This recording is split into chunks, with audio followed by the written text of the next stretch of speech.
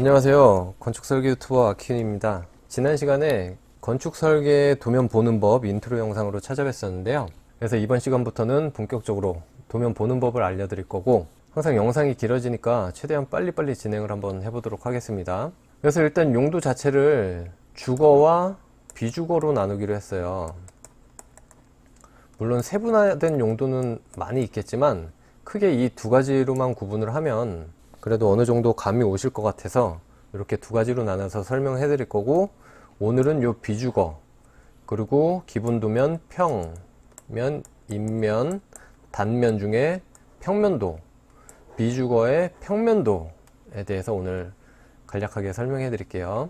지금 투시도로 보시는 건물이 저희가 설계를 해서 작년에 준공이 난 건물인데, 강남구 논현동에 있는 근린생활시설 건물이에요. 쉽게 얘기하면 뭐 상가나 뭐 이제 사무실 용도로 쓰는 거죠. 그래서 6층 건물에 전면에 이제 도로가 있고요. 지하층에 있는 건물이고, 평면도는 이렇게 건물을 각 층을 끄는 거예요. 끊어서 아래서부터 높이가 1.2m 정도 높이에서 끊어서 위에서 내려다보는 거. 그러니까 각 층 평면도들이 다 들어가 있겠죠. 그래서 실제로 도면을 한번 보시면 이런 형태고요. 1층 평면도부터 보시는 게 좋은 게 어느 정도 기본 정보들이 들어가 있어요. 뭐 도로에 대한, 그리고 옆에 땅, 이게 다 인접 대지들이죠. 그래서 1층 평면도에, 그리고 방위표가 들어가 있어요. 이쪽이 북쪽이란 뜻이에요. 북쪽이 그쪽이라 이쪽으로 일조권 사선을 받게 돼 있어요. 주거 지역이기 때문에. 그래서 건물이 층수가 올라갈수록 이렇게 줄게 돼 있어요. 그리고 이쪽에는 이제 도면에 관한 정보들, 도면명이나 뭐 스케일들, 도면 번호, 뭐 이런 것들이 나와 있고요. 1층 평면을 먼저 한번 보실게요. 이렇게 도로가 되어 있죠. 8m 도로라고 되어 있는데, 건축은 기본적으로 4m 도로 이상을 접하고 있어야지 건축을 할 수 있어요. 2m 도로다 그러면은 1m, 저쪽으로도 1m, 확폭을 해서 4m를 만들어 줘야 돼요. 이렇게 4m. 그러다 보면 이렇게 우리 땅이 잘리는 경우가 생겨요. 건물 규모가 줄기 때문에 손해를 보겠죠. 그래서 땅을 사시기 전에는 이런 거를 잘 살펴보셔야 되고, 이런 복잡한 부분들이 있어요. 우리 쪽으로 또 2m를 내줘야 될 때도 있고, 여기가 뭐 공원이라든지 하천이라든지 그래서 확폭이 안 된다, 그럼 우리 쪽으로 2m를 더 줄이면 더 손해를 보겠죠.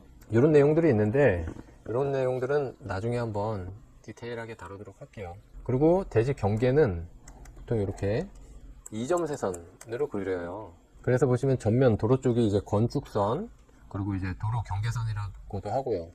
이렇게 세 군데 옆땅들과 마주한 면이 인접대지 경계선이라고 하죠. 아까처럼 1m, 2m 셋백되면 건축선을 후퇴했다, 이렇게 표현을 하죠.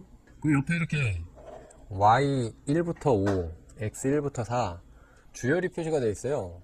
요 선들을 쫙쫙 해가지고 만나는 데는 이제 주열, 기둥이 있어요. 메인 구조체들. 그래서 모든 도면을 이 주열을 기준으로 잡고 그려요. 각층 평면도라든지 단면도에도 이런 주열들이 나와 있어서 기준을 잡아주는 역할을 해요. 그렇게 이해하시면 편하실 것 같고요. 1층 도면에서 먼저 보시면 근생 출입구, 휴게음식점을 들어갈 수 있는 출입구, 차량 출입구, 차가 쭉 들어가서 좌우측에 주차를 해요. 건물 사이로 쭉 들어가게 되어 있네요. 아까 보시면 투시도 이 부분, 차가 들어가는 부분이죠. 그리고 주출입구, 메인 출입구, 들어가서 엘리베이터나 계단을 통해서 이 건물을 쓰는 모든 사용자들이 다니는 출입구고, 지하층만 들어갈 수 있는 출입구가 또 따로 있어요. 근데 이제 설명을 좀 쉽게 드리기 위해서 3층 평면도를 먼저 볼게요. 좀 확대를 했고요. 처음에 평면도를 딱 접하신다, 그럼 저는 이렇게 말씀을 드려요. 공용공간, 전용공간을 먼저 구분해라. 딱 봐도 이렇게 나눠버리면 전용, 실제로 전용으로 쓰기 위한 요 층을, 그래서 의원으로 딱 쓸 공간이 나오고, 이쪽을 보시면 수직동선, 코어라고도 하는데, 이 건물을 쓰는 모든 사람들이 다니는 엘리베이터, 계단, 그리고 다 같이 쓰는 이런 화장실들, 그리고 이렇게 설비들이 지나다니는 설비 공간, 딱 봐도 공용이라고 불릴만 하죠, 이런 시설들은. 그래서 이렇게 나누면 진짜 다 끝나는 거예요. 사실 도면 파악이 바로 됐죠. 이 계단을 타고 올라다니면서 이렇게 출입을 하면 되고, 엘리베이터를 타고 이렇게 문 출입을 하는 것이고, AD, EPS, TPS, PD 뭐 이제 환기 덕트들이나 아니면 전기, 전선, 통신선들, 그리고 아니면 배관들, 각종 하수, 오수, 급수 배관들 다니는 공간. 그리고 여기 화장실 남녀 구분이 돼 있죠. 딱 보시면 변기 모양, 세면대 모양, 그리고 들어가는 문 표시, 소변기도 있으니까 여긴 남자겠네요. 여자. 그리고 여긴 특이하게 세면대를 가운데 둬서 공용으로 이용할 수 있게 해놨네요. 그럼 바로 구분이 되어 버리죠. 그럼 바로 이제 공간에 대한 구분은 돼요. 그럼 좀 세부적인 걸 보면 되는데, 이제 계단에서도 업이 있고 다운, DN으로 표시된 게 다운인데, 계단을 이쪽으로는 올라가고 이쪽 방향으로는 내려간다, 요걸 알려주는 거예요. 그쵸? 보통 여러분들 계단 보면은 왼쪽 방향으로 올라가게 해놓은 계단들이 대부분이에요. 요거는 이제 사람 신체나 여러가지 특성상 왼쪽으로 이렇게 돌아서 올라갈 때 뭐 편리하다, 합리적이다, 뭐 이런 내용인데, 우리 트랙 같은데 경주할 때 달리기도 보통 왼쪽으로 이렇게 돌죠. 반시계 방향으로. 그런 거랑 비슷한 이치일 것 같아요. 그래서 이런 계단실이 있고, 계단실을 출입할 수 있는 문 열리는 방향을 나타내죠. 그리고 이렇게 엘리베이터 13인승 장애인 겸용이라고 나와있죠. 얘도 위아래로 다니는 수직동선인 중에 하나고, 문 이렇게 열리면 들락날락 하면 되는 것이고, 말씀드렸죠. 설비 덕트 공간, 그리고 남녀 화장실, 그리고 또 한 가지 보실 건 이제 벽체, 기둥, 창 이런 거를 보시면 되는데, 보통 기둥은 이렇게 굵은 선으로 네모나게 표시가 되고, 벽체들은 두 선으로 이렇게 표시가 돼요. 그리고 이런 것들은 딱 봐도 뭔지 아시겠죠? 창호가 표시된 거죠. 빵빵이 창. 그리고 전면에 보시면 얇은 선으로, 얇은 실선으로 그려져 있는데, 얘는 커튼홀 통창이 되겠죠. 뒤로도 통창이 있고요. 발코니 나가는 문이 있어요. 발코니는 에어컨이 실외기라든지 뭐 이제 휴식 공간이 되는 거죠. 그렇게 구분하면 이제 창들 이렇게 나 있는 것들, 그리고 계단실 전면도 채광이 되게 넓은 창이 있고, 그리고 나머지는 뭐 벽체죠. 뭐 벽체, 이런 문. 그러니까 창과 문이란 뜻이고, 벽체 구분 정도만 되면은 거의 다 뭐 보실 줄 아는 거예요. 그리고 메인 구조체인 기둥,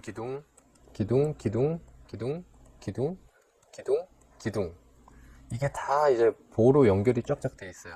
그래서 이 바닥판 슬래브를 요 기둥들이 받치고 있는 거고, 요 코어 자체 튼튼한 콘크리트 옹벽이기 때문에 얘네도 커다란 기둥으로 해석할 수도 있어요.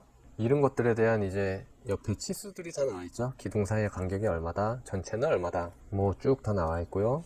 여기까지 보실 수만 있으면 이 비주거용, 그러니까 상업용 건물은 그냥 끝났다고 보시면 돼요. 물론 더 규모가 있어서 복잡해질 수는 있겠지만, 딱 이 공용 공간과 그 전용 공간을 구분하실 줄만 알면 다 보실 수가 있고요.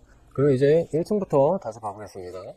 1층도 마찬가지로 공용과 전용 공간이 딱 나눠져 있어요. 차량 출입구를 사이에 두고, 그래서 여기로 들어가면 휴게 음식점으로 들어갈 수가 있고, 또 여기 DN이 보이네요. 밑으로 내려가는 계단이 표시가 되어 있어요. 그리고 차량은 여기로 들어가고, 메인 출입구를 들어가서 홀에서 엘리베이터를 타든지 아니면 계단으로 직접 올라가든지, 위로 쭉 돌면서 올라가겠죠. 그리고 지하로 바로 내려가든지 할 수가 있는 거고, 여기에도 마찬가지로 설비 공간들이 똑같은 위치에 있죠. 이거는 매칭이 있어야 돼요. 위아래로 쭉쭉 다녀야 되니까.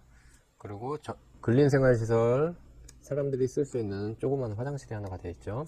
지하 1층으로 한번 가볼까요? 아까 근린생활시설에서 계단 내려오는 거 하나, 그리고 지하층 전용 출입구 계단 내려오면 이렇게 되겠죠. 그래서 문이 두 개가 위치하고, 일반 응집시험으로 직바로 내려오는 거죠. 그리고 엘리베이터, 덕트 공간 똑같이 있고요. 그리고 화장실, 남녀 화장실이 있고요. 그 외에 이제 물탱크실이 있네요. 이게 물탱크라는 거예요. 개수, 그리고 펌프들, 각종 장치들. 그리고 요 밑에 피트 평면도라고 있는데, 딱 요만큼 끊어서 더 그린 건데, 화장실 하부에 이런 피트 공간이 필요해요. 배관들이 내려오기 때문에. 그리고 정화조를, 요게 점검층을 두고 그 하부에는 진짜 정화조가 있는 것이고, 엘리베이터 하부에도 이런 피트 공간이 필요해요. 그리고 대지 고저차가 있어서 뒤쪽으로는, 뒷대지는 낮기 때문에 지하 외벽으로 둘러싸여 있지만 뒤쪽은 오픈이 되어 있어요. 창으로. 그건 나중에 단면도 보면서 설명해 드릴게요. 그리고 1층에서 2층으로 올라간다. 마찬가지로 계단이나 엘리베이터를 타고 들어온다, 내린다. 그럼 크게 휴게 음식점이 있는 거예요. 그리고 1조를 받기 때문에 이제 건물이 준다 그랬죠. 이렇게 해서 이렇게 이런 식으로. 그러다 보니까 자연적으로 이렇게 큰 발코니가 형성이 되죠. 정확히 얘기하면 베란다죠, 베란다. 그리고 베란다로 나갈 수 있는 문. 나중에 이렇게 끊어서 휴게 음식점을 두 군데가 나눠서 쓸 수도 있다, 이런 것을 보여주는 거죠. 그래서 투시도를 보시면 이 발코니 공간, 건물이 줄어가지고 올라가는 공간, 이 부분이 표시된 거예요. 발코니, 베란다. 그리고 이 위로도 뭐 별거 없습니다. 사실 다 보신 거예요. 3층 아까 설명드렸죠. 4층 마찬가지죠. 근데 이런 벽체하고 창 형태가 좀 다르죠. 여기는 다 이만큼이 커튼홀이죠. 투시도 봐볼게요. 봐보세요. 여기 4층 요만큼이 다 퉁창이잖아요 지금. 그러니까 올 커튼홀. 이런 창 모양이나 이런 것 때문에 지금 달라질 뿐이지 형태는 거의 같은 식으로 유지가 되고 있어요. 그리고 용도 이제 사무소로 쓰는 공간이라 달라진 거. 5층도 마찬가지예요. 근데 이제 뒤쪽으로도 일조권을 받아서 쓰기 때문에 실이 또 많이 줄었죠. 그러다 보니까 이렇게 4층 지붕에 해당되는 베란다가 생긴 거고, 사선 때문에 이런 여기도 이제 범면 사선 공간이 생긴 거예요. 그런 건 단면도를 보시면 이해가 되는데 나중에 보여드리겠습니다. 그리고 6층도 마찬가지예요. 이제 뒤에서 사선을 받아서 줄다 보니까 여기 있던 화장실이 여기로 이제 이동이 된 거고, 그리고 이제 실도 이렇게 줄은 거고, 베란다 공간이 더 넓어진 거고, 그다음 거기 조경도 설치해서 투지도 보시면 올라가면서 계속 줄죠. 지금 해당되는 부분이 6층이니까 또 이만큼 줄은 거예요. 베란다 공간이 생기고. 그리고 지붕, 6층의 지붕은 이제 이렇게 형성이 돼서 코어, 그리고 옥상 정원으로 쓰는 거죠. 조경도 이렇게 크게 해놓고. 그리고 여기 보시면 이렇게 X차가 점선으로 쳐져 있죠. 옥탑 지붕 평면도를 보시면 이 옥탑에 지붕이 보이는 거고, 그리고 이렇게 방금 X 표시된 옥탑 조형물이 이렇게 형성이 되죠. 여기 요만큼이 뚫린 거예요. 다 도면에 표시가 됩니다. 그래서 이렇게 설명을 드렸는데 막상 설명을 드리니까 뭐가 없어요. 되게 단순해요. 오히려 주거용 건물이 더 설명을 드릴 게 많을래나 모르겠는데, 아무튼 여기서 비주거용 상업용 건물에 대한 평면도 설명은 마치겠습니다. 혹시 궁금한 사항 있으시면 댓글이나 메일로 남겨주세요. 다음 시간에는 주거용 건물의 평면도를 설명해 드리기보단 그냥 이 같은 건물, 똑같은 건물의 인면도와 단면도에 대한 설명을 차라리 해 드리는 게 나을 것 같습니다. 많이 기대해 주십시오.